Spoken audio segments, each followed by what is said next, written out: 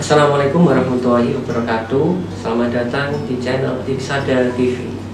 Nah, di channel Iksada TV kali ini kita akan membagikan video yaitu pelatihan yang dilaksanakan oleh mahasiswa profesi nurse Tegas Iksada Bojonegoro.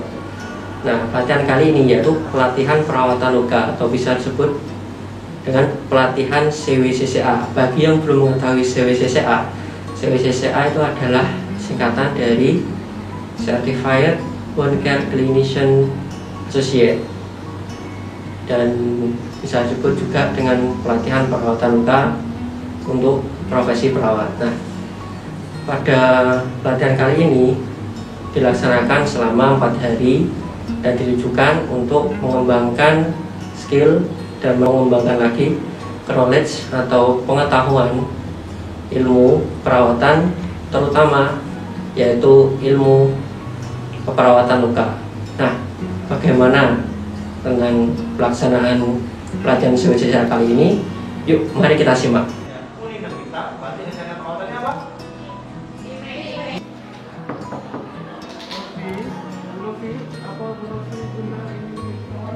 Ada masalah-masalah seperti infeksi, kita masih membutuhkan seperti antibiotik atau apa itu. Halo sahabat Iksada TV. Nah, kali ini kita akan berbincang-bincang, kita akan mewawancarai yaitu di sini Bu Foni Nurmalia Megawati. Bisa panggil Bu Foni nggih, benar nggih? Nggih. Dan untuk Bu Foni ini yaitu pemateri di pelatihan CWCCA kali ini. Nah, untuk Bu Foni ini dari mungkin perawatan luka Bu ya. Dari yang dulu hingga sekarang mungkin ada perbedaan atau enggak Bu?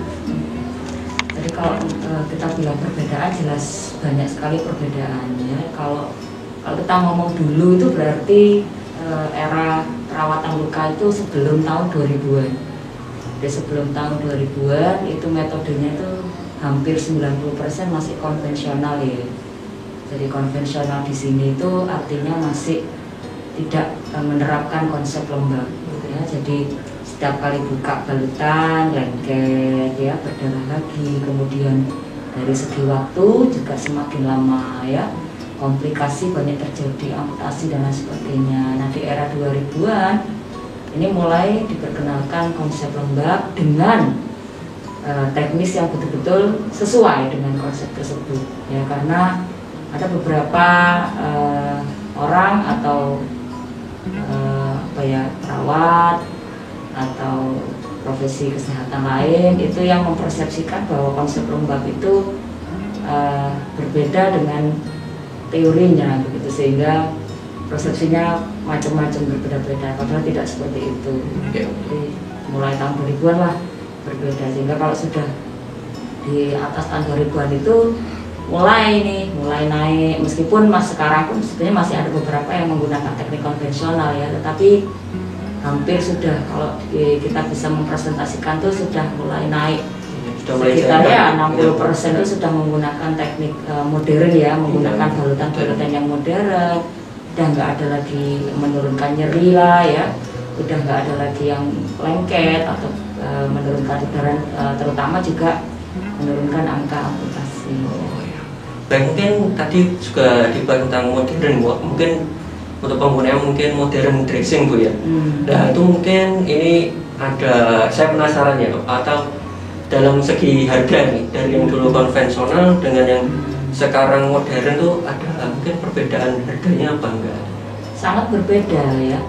Jadi kalau konsep konvensional itu 90% balutannya hanya menggunakan kasa ya, kemudian tule ya. Kalau kita mau merek ada Sufratul, Daryantul ya. Ya, nah tetapi itu ketika kita buka, balutannya akan menimbulkan nyeri, akan menimbulkan perdarahan kembali ya. Dari harga memang murah sekali, tetapi kita ngomongnya adalah efektivitas ya, kita ngomongnya efektivitas. Kalau dengan modern dressing, memang sekali penggunaan balutan itu kisarannya antara 50 sampai 100.000 satu balutan.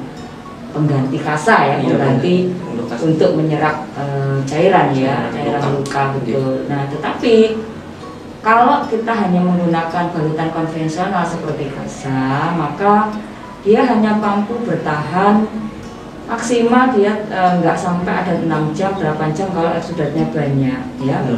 Sedangkan dengan balutan modern dia masih bisa bertahan sampai 2-3 hari. Nah inilah segi cost efektifnya ya. Katakan misalnya perawatan konvensional sekali perawatan 60.000 tapi dua kali pagi sore. Iya. Sedangkan 2 kali iya, pemakaiannya itu. kalau misalnya dengan modern dressing katakan 100.000 ya, dia hanya 3 hari sekali, itu sangat mirip banget ya gitu. Itulah dari segi cost efektifnya. Betul. Oke, pertanyaan selanjutnya nih. Nah, di sini untuk perawatan luka ini termasuk peluang bagi teman profesi jawat kita, yaitu perawat, yaitu salah satu peluang, yaitu peluang bisnis atau bisa disebut sebagai nurse trainer bagi profesi kita, yaitu perawat. Nah, di sini mungkin bisa dijelaskan Bu ya, apa yang perlu dipersiapkan dan apa yang perlu diperhatikan untuk teman-teman sejawat kita dalam membuka klinik praktik perawatan yaitu luka. Jadi kalau kita ngomong nurse trainers itu sebetulnya satu kompetensi dari teman-teman sendiri yang mampu untuk membacanya, begitu ya. Membaca peluang. Membaca peluang. Jadi karena nggak semua orang bisa membaca peluang, gitu ya. Cuman saya memberikan sedikit gambaran bahwa perawatan luka ini merupakan peluang yang sangat besar ya untuk teman-teman perawat.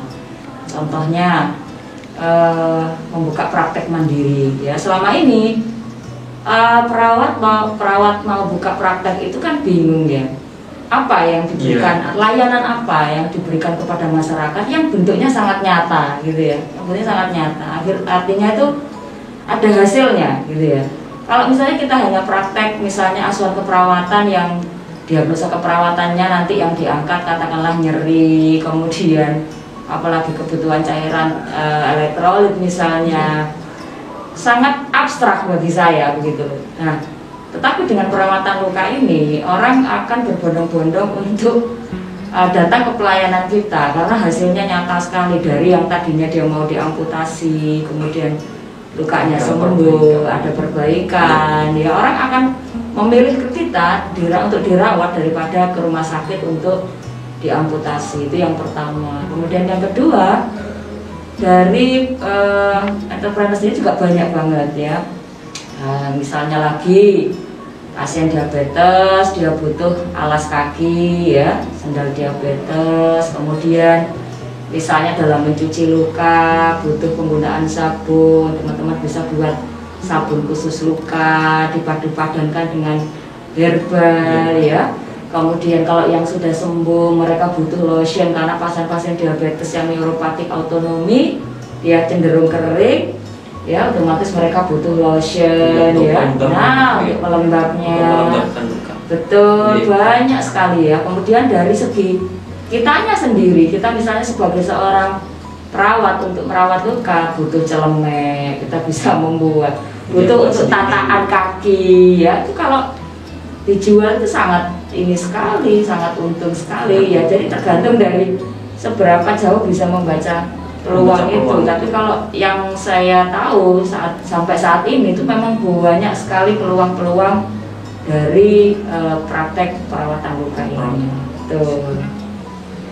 Ya mungkin bagi perawat bagi teman sejawat kita yang poin yang paling perlu diperhatikan itu apa dalam membuka klinik ini, klinik perawatan luka. Mungkin masih ada yang teman-teman itu yang belum berani. Betul. Saya tekankan lagi, ini sebetulnya kalau kita menyarankannya, oke lah, ada beberapa tempat ya ibaratnya ya.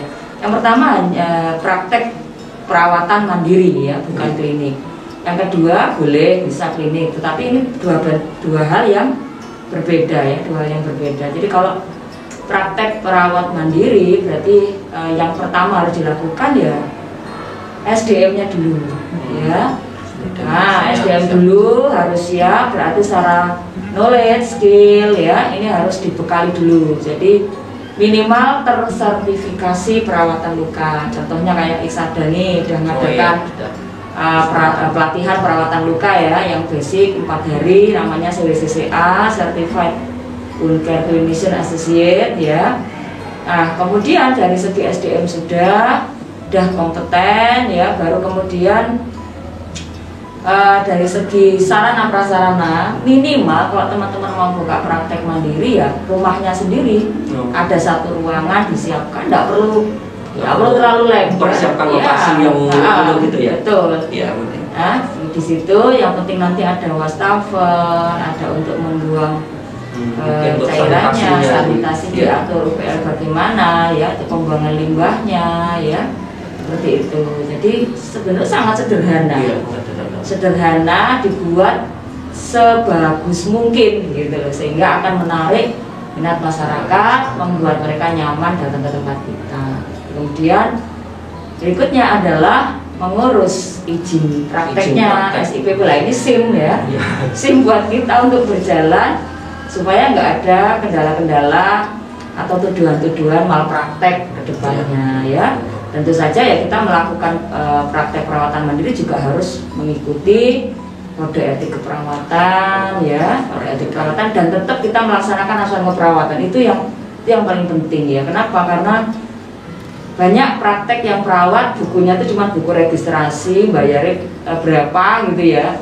Nah, padahal semestinya masing-masing pasien itu punya buku rekam medis atau buku status, isinya mulai dari pengkajian sampai dengan evaluasi. Nah, betul. Nah, di pelatihan ini, di pelatihan CWCCA itu diajarkan bagaimana mulai dari mendokumentasikan pengkajian, kemudian bagaimana menyusun perencanaan, hingga bagaimana menyusun dokumentasi evaluasinya menggunakan swab. Betul. Jadi lengkap semua. Yes, jadi ada 3 hal penting ya tadi itu untuk bagaimana kita bisa membuka layanan praktek mandiri perawatan luka. Baik.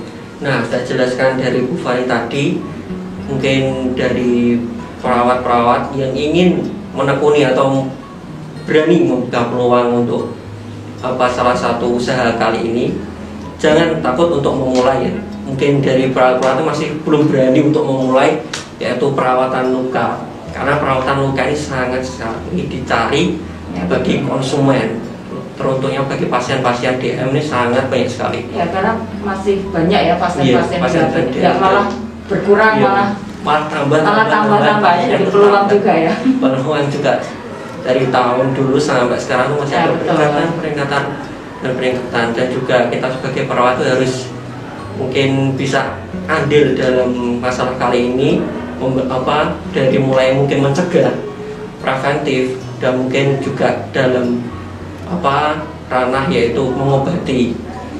Baik, terima kasih untuk Bu Fani dan kita sudah share kepada teman-teman kita kali ini bagaimana nanti membuka peluang yaitu perawatan luka. Baik, sahabat tadi. Nah, kali ini kita akan mewawancarai yaitu Pak Anggir Anugrah selaku pembantu ketua 1 di Istri Sada Bojonegoro tentang pelatihan CWCCA. Nah, ini ada satu pertanyaan nih untuk Pak Anggir. Nah, ini untuk pelatihan CWCCA ini seberapa penting bagi mahasiswa untuk mengikuti pelaksanaan pelatihan CWCCA? Terima kasih Mas Alif. Jadi untuk pelatihan CWCCA ini ada beberapa hal penting yang kami pikirkan dari sisi akademik. Kita mungkin ada 3 hal yang mengapa pelatihan CWCCA ini penting. Yang pertama adalah kita ingin membekali mahasiswa kita terkait kompetensi perawatan luka yang baik. Kita tahu sendiri bahwasanya saat ini kondisi seperti ini, diabetes itu angkanya selalu naik tiap tahun. Komplikasi luka juga tinggi terus setiap tahun, sehingga butuh adanya perawat yang kompeten, bisa melakukan perawatan dengan baik dan benar, bisa merencanakan dengan benar, bisa melaksanakan dengan benar, dan juga bisa mengkaji, merencanakan dan melaksanakan perawatan dengan benar. Tujuannya apa? Biar lukanya bisa cepat sembuh, optimal penyembuhannya, seperti itu. Itu yang pertama, penambahan kompetensi mahasiswa. Yang kedua, ini sebagai penciri kita. Jadi mahasiswa nurse kita harapkan punya kompetensi lebih dibanding mahasiswa yang lain, gitu ya. Jadi kita ada penciri lebih. Salah satunya kompetensi yang ditambahkan dalam profesi nurse ini adalah pelatihan CWCCA. Dan yang ketiga, kita tahu sendiri bahwasanya kita memiliki visi nih Mas Alif, bahwasanya biar bagaimana mahasiswa itu bisa meningkatkan jiwa entrepreneurnya. Nah, oleh karena itu sekarang ini perawatan luka, klinik perawatan luka cukup besar perkembangannya di Indonesia. Nah, harapan kami membekali mahasiswa dengan pelatihan CWCCA ini, mahasiswa bisa meningkatkan jiwa entrepreneurnya, bisa meningkatkan jiwa entrepreneur. Nanti harapan kami kalau bisa juga buka klinik perawatan luka dan lain sebagainya, itu bisa menaikkan added value untuk mahasiswa seperti itu. Oke. Begitu Mas Alif.